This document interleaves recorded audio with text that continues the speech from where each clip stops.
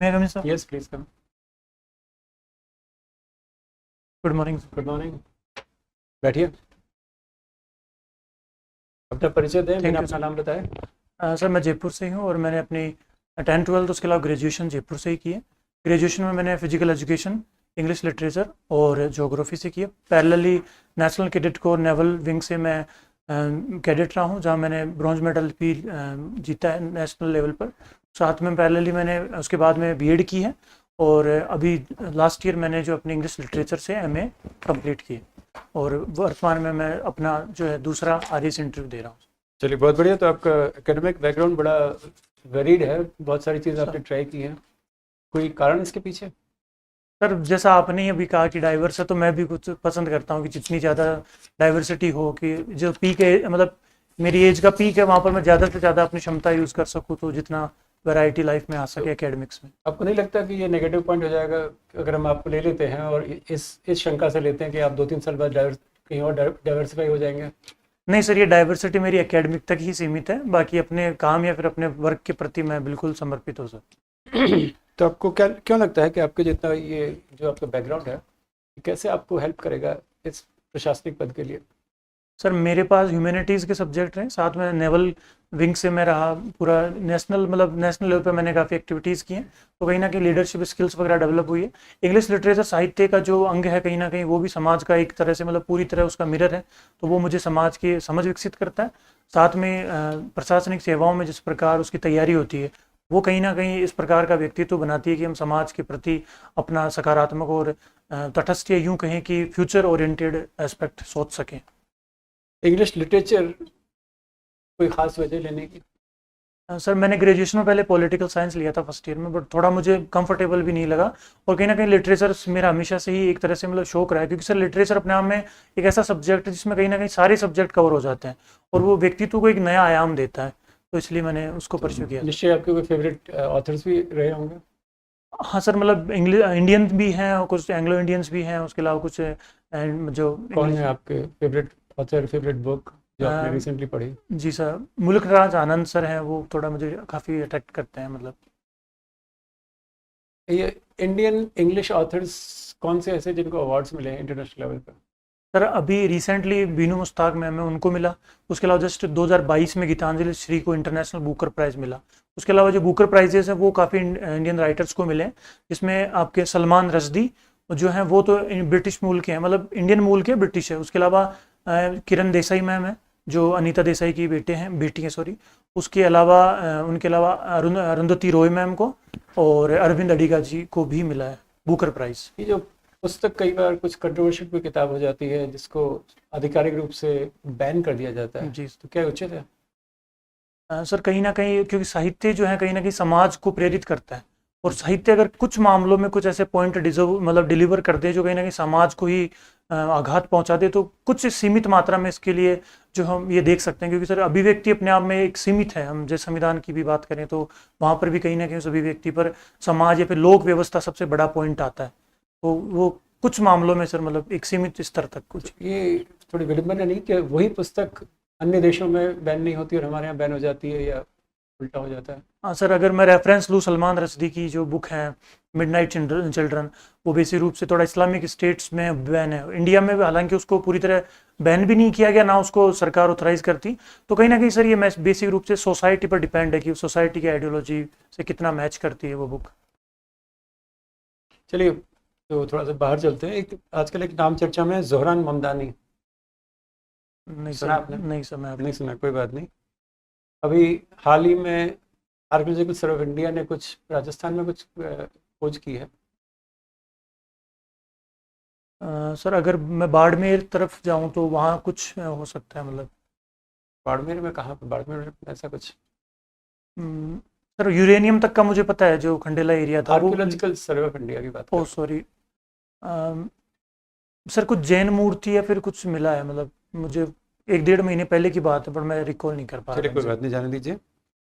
और axiom 4 mission जो कि चर्चा में है, क्या है ये, और हमारा क्या इंटरेस्ट है इसमें? सर ये एक्सियोम नाम की एक प्राइवेट स्पेस एजेंसी है, उसका 4th मिशन है, जो विशेष रूप से इंटरनेशनल स्पेस सेंटर है, वहाँ पर एस्ट्रोनॉट्स जो हैं उनको मतलब कुछ टाइम के लिए वहाँ पर माइक्रो ग्रेविटी जैसे कुछ पॉइंट है उन पे स्टडी करने के लिए भेजा गया। भारत के संदर्भ में group captain Shubhanshu Shukla sir जो हैं वो इस मिशन में शामिल है और वो परसों ही जो है वहाँ पर ISS में पहुँचे हैं। चलिए, और कितने दिन रहेंगे वहाँ? सर ऐसा सच मैं रिकॉल नहीं कर पा रहा, शायद 1-2 महीने का है, मतलब अगर मैं कल उनकी बात हुई थी मोदी सर। जी से, कोई क्या बात हुई थी? कुछ विशेष बात हुई इसमें? तो मोदी जी ने एक चीज़ पूछी थी उनसे कि भाई अंतरिक्ष से भारत कैसा लगता है, तो उन्होंने कहा था कि बहुत अद्भुत है। उसके अलावा कुछ वीडियो कॉन्फ्रेंस में वो जब थे ISS पे तो उनके जस्ट पीछे इंडियन फ्लैग भी था। और यही प्रश्न आज से बहुत साल पहले पूछा गया था तत्कालीन प्रधानमंत्री द्वारा। किससे पूछा गया था? सर उनसे पहले राकेश सर जो थे वो गए, तो अगर मैं समझ सकता हूँ तो उनसे पूछा गया होगा। और या उनका फिर उत्तर क्या था? सर उसका मुझे चलिए, कोई बात नहीं। किसने पूछा था? हाँ जी, ये जयपुर के हैं आप जो भी सर जयपुर शहर के आसपास के है वो करीब काफी गांवों का में है वो पंचायत खत्म कर दी गई। क्या इम्पैक्ट आएगा इस पे? सर आप और ये पंचायत हैं खत्म क्यों की गई? सर अभी जो रिसेंट परिसीमन की बात चल रही है, जो जिसमें कुछ तहसील वगैरह भी उठाई गई, अगर वो आप उसके संदर्भ में पूछ रहे हैं तो हाँ हाँ बताइए। सर उसका मेन रीज़न है कि पॉपुलेशन के हिसाब से या फिर जो प्रशासनिक व्यवस्था है उसके संदर्भ में कि कई पंचायतें ऐसी हैं जो या तो बहुत ज़्यादा उनमें कम पॉपुलेशन है, तो साथ की उनमें मर्ज करने के संदर्भ में भी देखा होगा। बाकी सर मैं इस बारे में ज़्यादा अवेयर नहीं हूँ। या फिर कोई जेडीए का रीजन है, वो जेडीए का क्षेत्र बढ़ाया गया है, इस वजह से है वो पंचायतें खत्म की गई हैं? सर मैं अवेयर नहीं हूँ सर। Aware Sorry. नहीं है। अच्छा, चलिए, जयपुर के आसपास नहीं है। ये भारत और कनाडा के बीच में है वो वर्तमान में कैसे संबंध हैं? सर कनाडा में जो प्राइम मिनिस्टर चेंज होने के बाद में अभी थोड़े स्टेबल है। कौन है अभी प्राइम मिनिस्टर है वो कनाडा के? सर मैं अभी उनका नाम याद नहीं कर। G7 एक सम्मेलन हुआ था, जी सर। क्या निर्णय किया गया था उसमें? क्या है ये G7 क्या है? कौन कौन से राष्ट्र हैं G7 में? सर बेसिकली ये ग्रुप ऑफ 7 है, जो पहले ग्रुप ऑफ 8 था जिसमें रशिया को 2014 में क्रीमिया पर अटैक के बाद में निकाल दिया गया था। इसमें बेसिक रूप से 7 मेजर कंट्रीज है जिसमें भारत को भी एज ए मतलब इनवाइट किया जाता है, जिसमें रिसेंटली इंडियन प्राइम मिनिस्टर भी जो है G7 में शामिल हुए हैं। क्या G7 में है वो भारत मेंबर नहीं है? नहीं सर, भारत उसका परमानेंट मेंबर फिर भी भारत है वो इसमें भाग लेता है? जी सर। किस रूप में भाग लेता है? सर कुछ जो एसोसिएट नेशंस होते हैं या फिर जो मेन मेजबान देश होता है वो कहीं ना कहीं कुछ देशों को अपने हितों के अनुसार बुला सकता है, तो भारत कहीं ना कहीं उस संदर्भ में ही जाता है। पिछली बार जब हुए उसमें भी भारत शामिल है। एक संघाई सहयोग संगठन जी सर। SCO की मीटिंग हाल ही में हुई है और उसमें है वो भारत की तरफ से है वो किसने हिस्सा लिया था? सर भारत के डिफेंस मिनिस्टर राजनाथ सिंह जी। उन्होंने अपने साझा बयान पर हस्ताक्षर करने से मना किया। जी सर। क्या कारण है कि साझा बयान देने से उन्होंने मना किया है? सर साझा बयान बेसिकली जो जितने भी मेंबर्स होते हैं उन सबकी एक राय होती है, और उस राय में इस बार जो है भारत में जो पहलगाम आतंकी हमला हुआ उसके संदर्भ में कोई भी पॉइंट आउट नहीं किया गया उस जो डॉक्यूमेंट था। साथ ही उसमें बलूचिस्तान का जो मैटर उसको और उठाया गया कि वो जो पाकिस्तान के ऑक्यूपेशन में है या फिर मतलब उसके संदर्भ में संवेदनशीलता नहीं दिखाई गई, तो भारत ने इन 2 पॉइंट के आधार पर उस पर सिग्नेचर नहीं किया। इस वजह से वो साझा नियम लागू भी नहीं हो पाया, मतलब उसको जारी नहीं किया गया। ये ब्रिक्स का सम्मेलन हो रहा है अभी, जी कहाँ हो रहा है? ब्रिक्स में है वो कितने देश हैं वो मेंबर हैं? सर जहाँ हो रहा है वो मैं थोड़ा रिकॉल नहीं कर पा रहा। हालांकि ब्रिक्स में पहले 5 कंट्रीज थी, अभी 10 कंट्रीज हैं, उसको एक्सटेंड किया गया है। तो कौन कौन सी कंट्रीज हैं ब्रिक्स में है वो? सर जो स्टार्टिंग से थी उसमें ब्राज़ील, रशिया, उसके अलावा इंडिया, कनाडा और साउथ अफ्रीका थी। क्या उद्देश्य है ब्रिक्स सम्मेलन का है वो? सर ये ब्रिक्स का एनुअल समिट है, जो शिखर सम्मेलन होता है वो, तो कहीं ना कहीं जो सदस्य देश हैं उनके बीच में वर्तमान में जो मुद्दे चल रहे हैं या जो भावी तकनीकी या फिर सुरक्षा के संदर्भ में क्षेत्रीय समानता या क्षेत्रीय स्थिरता के लिए जो भी प्रयास किए जा सकते हैं उसके लिए एनुअली ये मीटिंग होती है। स्पेसिफिक कुछ नहीं है कि स्पेशली इन चीज़ों पे है वो फोकस किया जाता है, इन बातों को है वो शामिल किया जाता है? सर डायरेक्टली अगर देखा जाए तो डिफेंस और इकोनॉमी एंड टेक्नोलॉजी जैसे कुछ मुद्दे होते हैं। इसका मुख्यालय है वो कहाँ पे है? सर ब्रिक्स का मुख्यालय सर सॉरी मैं रिकॉल नहीं कर। इस ब्रिक्स सम्मेलन में है वो चीन के राष्ट्रपति ने है वो भाग लेने से मना कर दिया। सर क्या कोई कारण है? मैं अवेयर नहीं हूँ सर। आप अवेयर नहीं है। ये नाटो शिखर सम्मेलन हुआ है अभी, इस सम्मेलन का मुख्य उद्देश्य है वो क्या है, और इस सम्मेलन में है वो अमेरिकी राष्ट्रपति डोनाल्ड ट्रंप ने है वो किस चीज पे जोर दिया था? Sir NATO basically North Atlantic Treaty Organization है, तो जो नॉर्थ एंटार्क्टिक एरिया के जितने भी देश हैं उनकी जो क्षेत्रीय संप्रभुता और उनकी सुरक्षा है उसके संदर्भ में सबसे ज़्यादा इम्पोर्टेंट है। तो डोनाल्ड ट्रंप जो है उन्होंने हर बार की तरह जो रूस यूक्रेन युद्ध है उसके संदर्भ में भी कुछ पॉइंट आउट दिए, साथ ही जो यूरोप और अमेरिका का जो साझा सुरक्षा संगठन है उसको मजबूत करने के कुछ बिंदुओं पर भी चर्चा की। भारत के वर्तमान में है अपने पड़ोसी राज्यों से है वो पड़ोसी देशों से है वो संबंध ठीक नहीं है, क्या भारत को अपनी विदेश नीति में है वो किसी प्रकार का चेंज लाना चाहिए? सर इस संदर्भ में जो हमारे मतलब विदेश मंत्री या फिर विदेश मंत्रालय वो प्रयासरत है। हालांकि हम देख सकते हैं कि आसपास के जितने भी हमारे जो कंट्रीज हैं, हालांकि श्रीलंका, मालदीव और नेपाल और भूटान, इन चारों से हमारे रिश्ते कंपेरेटिवली अभी काफ़ी सुधार में हैं। हालांकि बांग्लादेश, पाकिस्तान, चाइना और कहीं ना कहीं म्यांमार में सत्ता परिवर्तन के बाद में चीज़ें बदली हैं। तो सरकार को चाहिए कि वो दोनों तरीके से, अर्थात भारत के लेवल पर भी और इंटरनेशनल या फिर दोनों देशों के बायलैटरल इश्यूज पर भी मतलब चर्चा करें और जो उनके स्थानीय मुद्दे हैं उनको भी थोड़ा पॉइंट आउट करें। ये ईरान और इजराइल के बीच में युद्ध हुआ, इसमें होर्मुज समुद्री जो गलियारा है वो काफी चर्चा में रहा, क्या है इसका सामरिक महत्व है वो क्या है? सर होर्मुज जो जलसंधि है बेसिक रूप से वो भूमध्य सागर से फारस की खाड़ी होते हुए ओमान की खाड़ी से अरब सागर को कनेक्ट करती है। तो लगभग जितना मैं याद कर पा रहा हूँ लगभग पूरे विश्व का लगभग 30 से 40% जो ट्रेड है उस इस मार्ग से होता है। तो कहीं ना कहीं ईरान ने इसको बंद करने की कई बार धमकियां दी, हालांकि एक बार भी नहीं किया।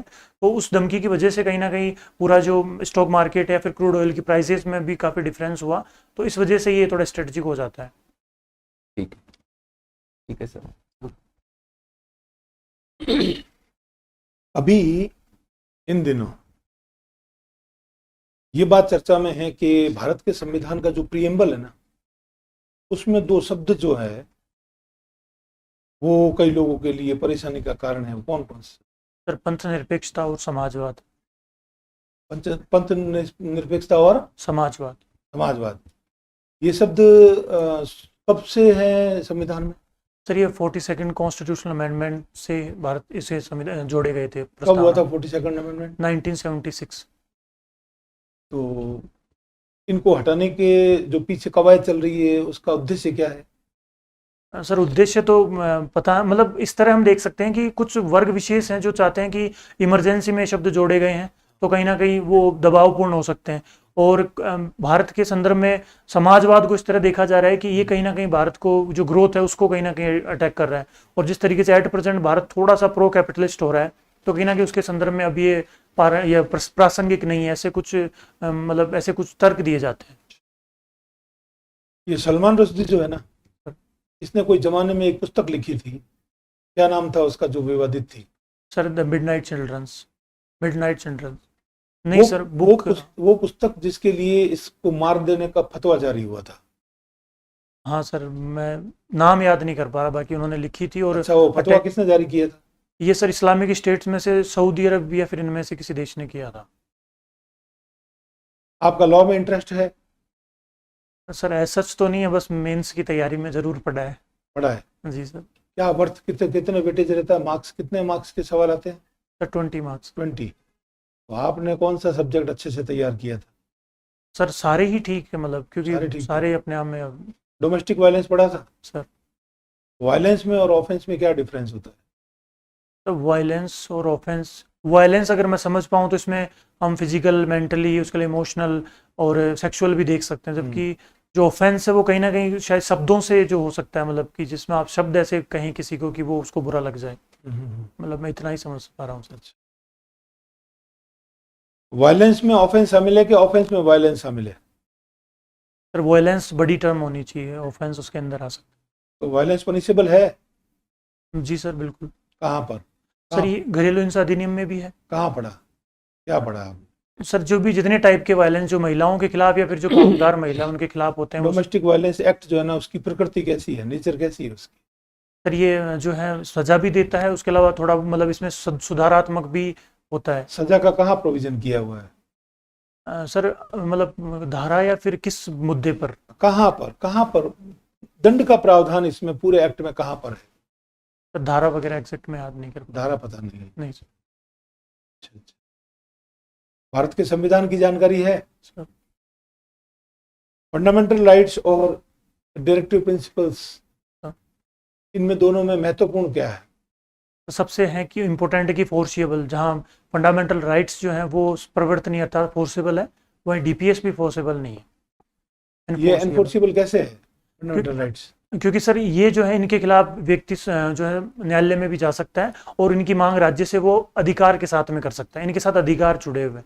जबकि डीपीएस भी सिर्फ एक निदेशक है जो भी राज्य को दिए गए, और नागरिक इनके प्रति जो है राज्य को चुनौती नहीं दे सकता। अच्छा अच्छा अच्छा।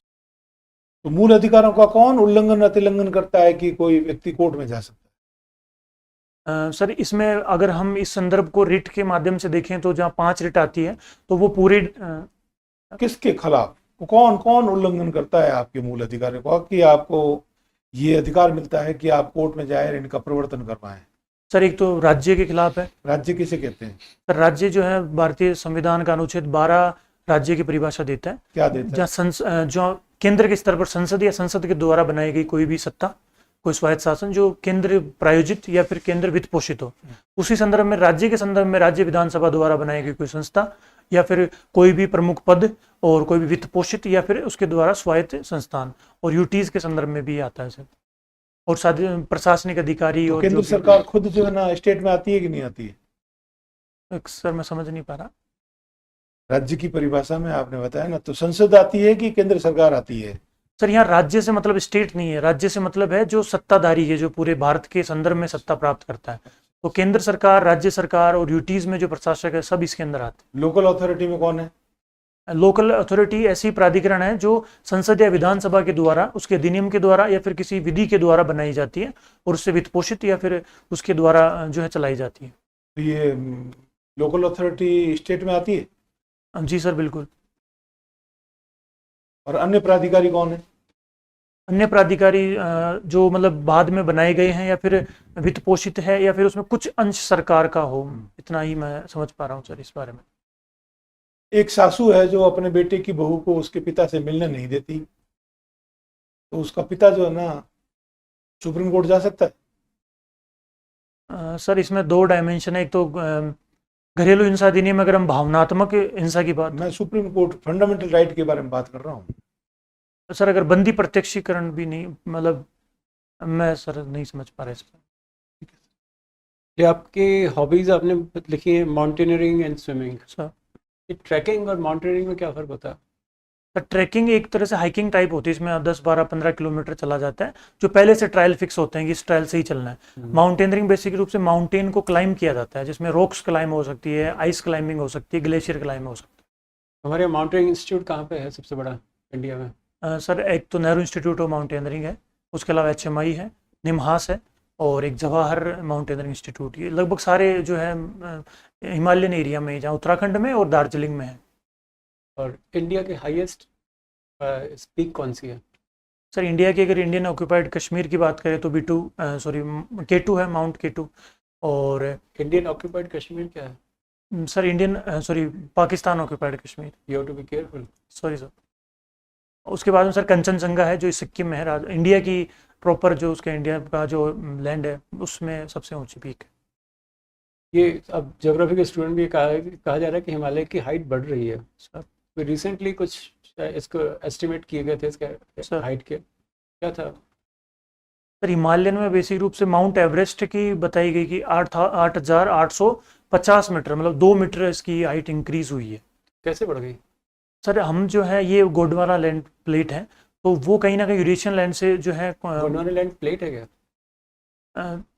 सर गोंडवाना लैंड मतलब इंडियन, और जो हम जो पूरा उपमहाद्वीप देखते हैं वो उसमें आता है, तो वो यूरेशियन प्लेट से सबमर्ज हो रही है, उस वजह से हमेशा वो जो है मतलब गतिशील है, तो टकराव की वजह से जो है हो रहा है। तो टकराव की वजह से उसकी हाइट कैसे बढ़ रही है? क्योंकि सर ये दोनों मैं नाम याद नहीं कर पा रहा, अभी सारी प्लेट हैं दोनों, तो एक दूसरे से जब इनकी टकरार हो चुकी, लेकिन ये धीरे धीरे अभी भी गतिशील है। तो गतिशील जो है गोंडवाना प्लेट कहीं ना कहीं यूरेशियन प्लेट के साथ में और उसके अंदर सबमर्ज हो रही है। मैं आपकी बात मान रहा हूँ कि टकरा रही है, लेकिन टकराने से हाइट कैसे बढ़ रही है?